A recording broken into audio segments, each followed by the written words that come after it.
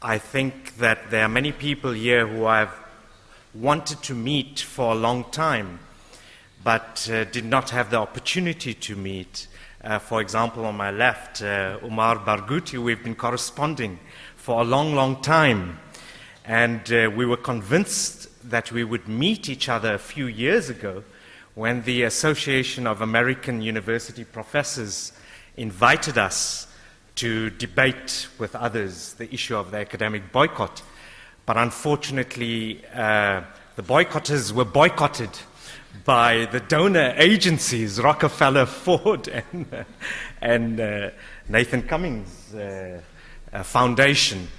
But it's something we'll talk about tomorrow. And I think Judith Butler, who I think is one of my favorite philosophers, has written extensively about these donor agencies as well. And I think there's a lesson there for groups in Europe, from what I've been hearing the past 2 days, and strategies to counter this. I also completely empathize with Paul. He's been trying to get people to stand up and chant slogans. You know, we both come from social movements, Via Campesina, and I come from a number of social movements in South Africa. And I think that when I look at you, the grim determination to stay here with us, the tenacity you have shown with a dollop of humor, is a very good sign, because we're going to need all of that in the years to come in this struggle. But to empathize with Paul, I'll take off where he stopped, so I'll say, Viva, viva Palestina! Viva, viva Palestina! I can't hear you. Viva, viva Palestina! Viva, viva Palestina! Much better. We were talking about 2001 in Durban, and Durban was a very important lesson for the movement, because there we saw, and there are a few people here who can attest to that, who are with us on the streets of Durban. There were people from the West Bank, Gaza, even the Syrian Heights or Golan Heights. There were people from 48, Palestine. There were people from the region, the Palestinian diaspora, who literally held hands with South Africans, who empathized with the Palestinian struggle, but also with oppressed people and their allies throughout the world, whether it was Dalits from India, the Roma from Europe, peasants from South America, descendants of slaves in North America, and this shocked the ruling classes of the world. It shocked them. Unfortunately, 9/11 happened. But that particular moment is something we must treasure. We need to counter the rubbish that has been written about Durban as if it was an anti-Semitic hate fest. That's the favorite phrase that it's used. In fact, it was the festival of the oppressed throughout the world, who deliberately and consciously put the struggle of the Palestinian people on the top of the agenda.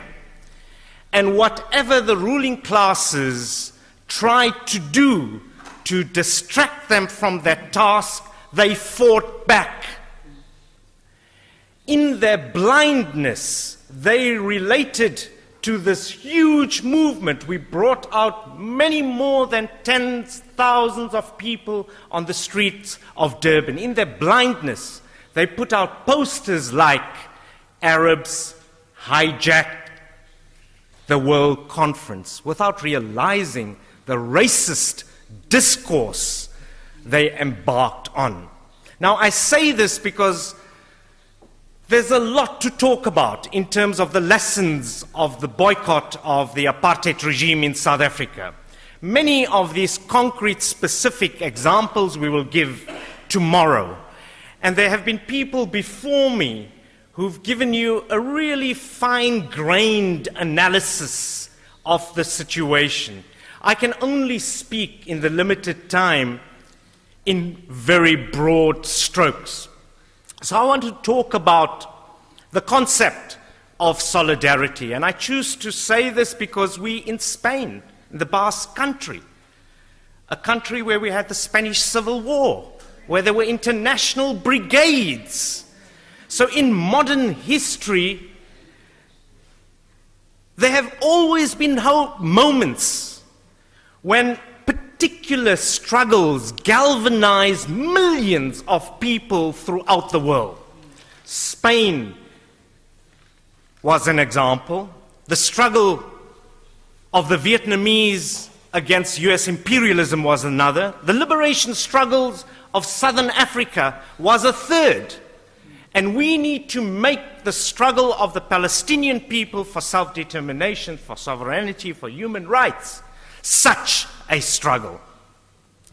And for 60 years, Palestinians have alerted us to one outrage after another, injustices piled upon injustices, without the commensurate scale of global solidarity that is needed to make a difference, a significant difference to their lives.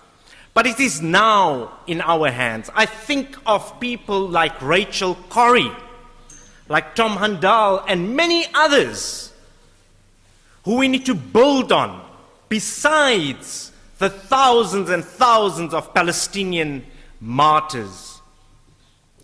And it's not by appealing to the ruling classes of the world and their institutions who remain in the face of abundant evidence, unmoved, callous, and hypocritical. By that I don't mean we should not use institutions and multinational agencies when we can. When John Dugard, by the way, my country has given you the word apartheid, but it's also given you people like John Dugard, like Archbishop Desmond Tutu. When John Dugard, in his statement to the Human Rights Council of the UN, talks about why a case can be made for Israel to be considered violating the suppression of the crime of apartheid. That particular piece that is not limited to South Africa but can be applied to any country. We need to use that document. So please don't misunderstand me. We need to use the resolutions, but we should also remain very clear that, in fact, these ruling classes are the ones that sustain, provide succor to Israeli apartheid and terror. And it is rather by applying the most potent force, the most potent weapon we have learned to rely on, forged and steeled through tried and tested struggles of the workers and the oppressed people, spanning time and space, and that is solidarity. And I think Samora Machel, the president of Mozambique, the former liberation movement Frelimo, who we believe was assassinated by the apartheid regime, said about solidarity, which we need to consider very seriously. He said it is not an act of charity, but an act of unity between allies fighting on different terrains towards the same objectives. And when people tell me in this city, Bilbao, that it is Viola that has taken over the public transport system through privatization, there's a link there. There's a link between workers here and the oppressed in Palestine.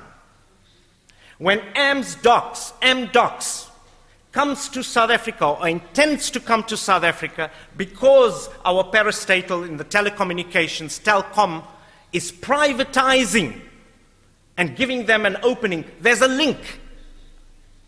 We are allies in that way as well. By the way, I'm glad to say that that move has been put on ice because of pressure from the workers in our country, in telecom. Now, the second point I want to mention before talking about the lessons from the South African struggle is that the Palestinian struggle does not, for many of us, just exert a visceral tug, but a cold reading of imperialism shows that apartheid Israel is needed as a fundamentalist and militarized warrior state, not only to quell the undefeated and unbowed Palestinians, but also to act as a rapid font of reaction in concert with despotic Arab regimes to do the empire's bidding, not only in the Middle East, but beyond. So look at the role Israel has played over the years. Its support of the mass terror inflicted by the military regimes in Central and South America, its facilitation of the evasion of the international sanctions against apartheid South Africa, and we can go into detail about these links with apartheid South Africa at a nuclear level, at a security level, at a trade level, but also the role of the Histradut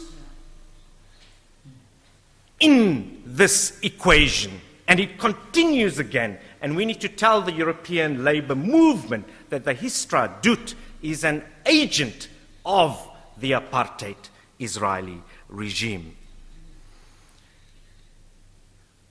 We have to recognize that the foundation of the Israeli economy is founded on the special political and military role which Zionism today, then and today, fulfills for Western imperialism.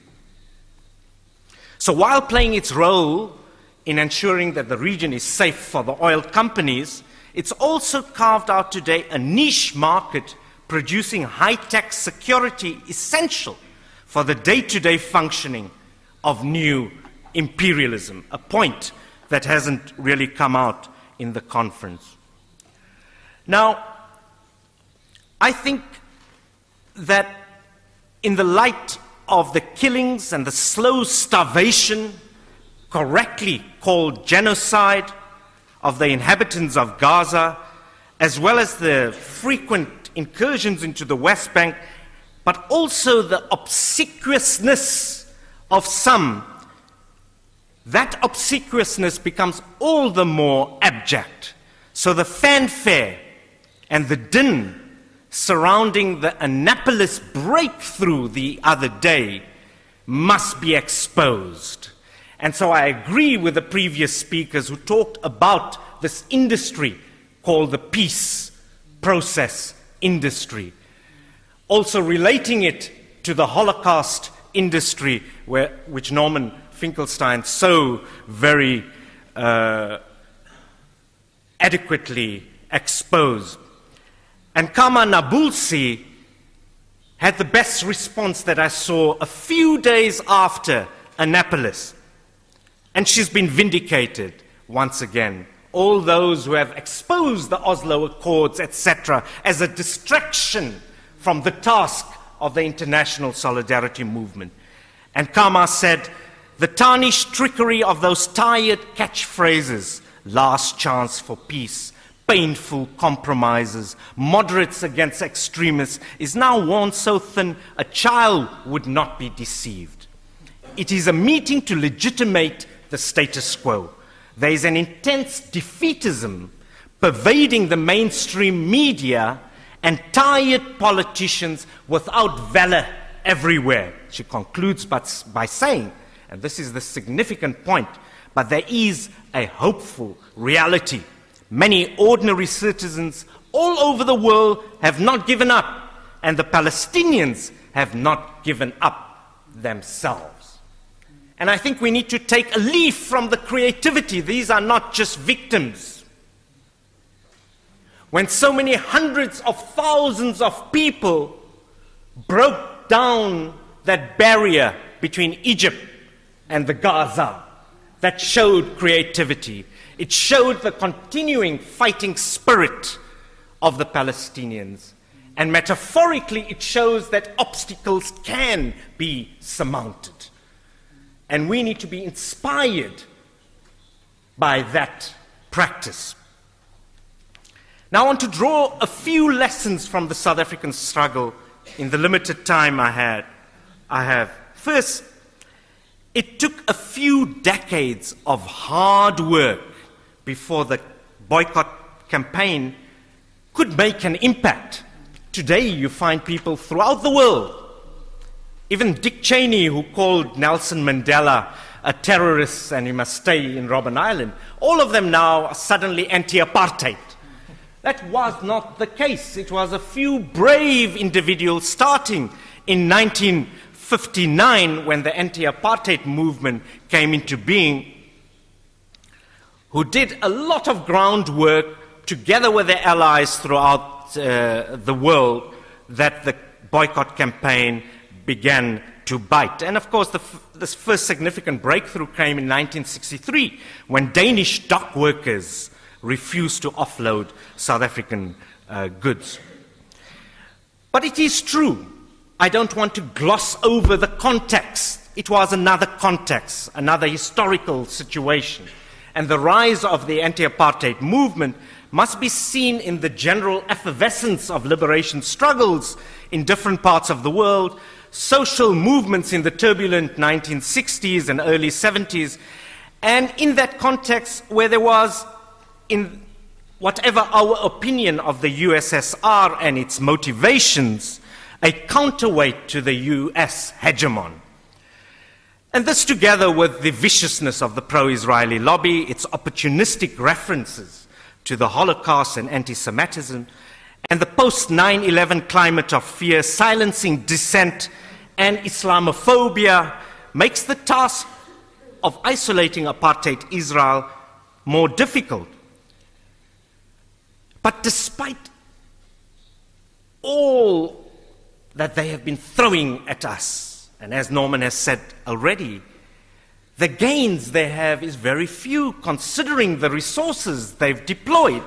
And yet on our side, despite the seemingly daunting obstacles, the movement of BDS against Israel is gaining momentum. Tomorrow we will talk about all the trade unions, COSATU, many other places in Ireland. We'll talk about the many instances. There's people from the Scottish PSC will talk about their struggles. A lot of creativity being shown around the world. And I think that the move of Palestinian civil society, political parties, faith-based organizations, women's groups, trade unions, to form this overall body, the PNC, is a very important step forward. I think Omar is tired of us. Whenever we have a problem, should we boycott this person or not, we contact Omar. You know, before email, we would have had a direct red phone to each other. But I think it's also something we are finding out in the process of struggle. And sometimes it can get messy, and we can make mistakes like we made in the campaign against apartheid South Africa. And I want to talk about that as well. But the other point I want to say is that the arguments used to oppose the boycott related to the harm it would cause black South Africans, there won't be jobs, etc., the need for dialogue and constructive engagement, these arguments have come to the fore again. The need for normalization and dialogue. I think we need to distinguish between the brave fighters that we have, both Arab and Jewish people in Palestine, Israel, and those who want to create a normalization in order to delay the victory of the Palestinian people. I think there is an important distinction, and we should not confuse the two. And we easily rebuffed many of the apartheid regime's arguments and their supporters by lucid and knowledgeable arguments, not just by emotion. The South African regime, like the Israeli regime today, used homeland leaders and assortment of collaborators to argue the case for them.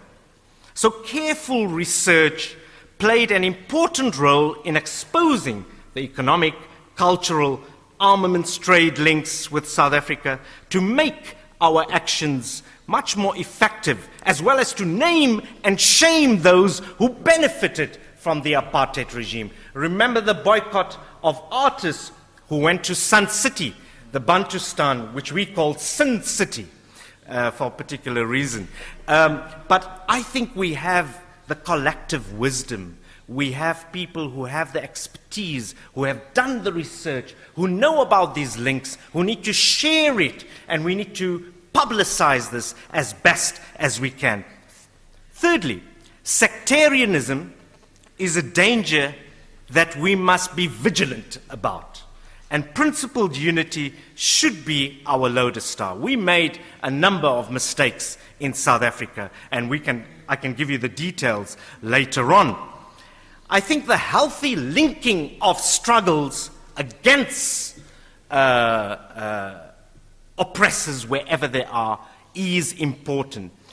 I spent a year in Canada recently at the university, and I was very impressed by the group there, the Coalition Against Israeli Apartheid, and how they were able to make links between the Palestinian struggle and the indigenous people of North America. I'll give you an example. In South Africa, we had a huge Palestinian solidarity rally recently, and members of the Palestine Solidarity Committee were asked by officials from the PA ambassador's office in Pretoria to pull down the flag of the Western Sahrawi Republic because they feared this would alienate the ambassador of Morocco. And of course, we refused this request, much to the glee of the supporters of the Polisario Front. But I think this linking of struggles is very important. Workers who are facing loss of jobs through privatization and the role of these companies like Viola and others. But lastly, the campaign for the BDS must be in concert with supporting grassroots organizations in Palestine as a whole and in the Palestinian diaspora. And this can take many forms, and we've started already. We have very significant groups here, Badil, Stop the Wall, many others, Pingo, both in the occupied territories and the 48 area, and I think that those relationships must be deepened. I want to end by saying that there are some who ask me to talk about apartheid, what it was, what were the laws, the similarities. I'm afraid we don't have the time to do that. It's an important discussion. There are significant differences, as some have pointed out, but many similarities which people like Archbishop Desmond Tutu, John Dugard, Ronnie Casserols, who will be touring North America and the UK. He's our former minister in the government. He's coming to Spain end of this month. And coming to Spain. People like him, people like Eddie McHugh, another great fighter against apartheid, who's the General Secretary of the South African Council of Churches, who's presently visiting African American churches, which is very significant. That is happening all the time. We got Azmi Bishara to Soweto during the beginning of Israeli Apartheid Week last year, deliberately, and our slogan was, "Silenced in Israel speaks in Soweto." And the idea was not just to talk about the West Bank and Gaza, which we must continue doing, but also to make the link with people in the 48 area as well. And Ronnie Casserols, in turn, will be going to open the Israeli Apartheid Week. And I am very keen that the Basque Country and the rest of Spain must be involved in Israeli Apartheid Week. The universities here have to have a program. Last year, there were close to 30 countries that took part in this, and this shocked the Zionists. From the University Kama Nabulsi goes to Oxford, to many other prestigious universities. They took a stand, and this shock, this coordination is what we want.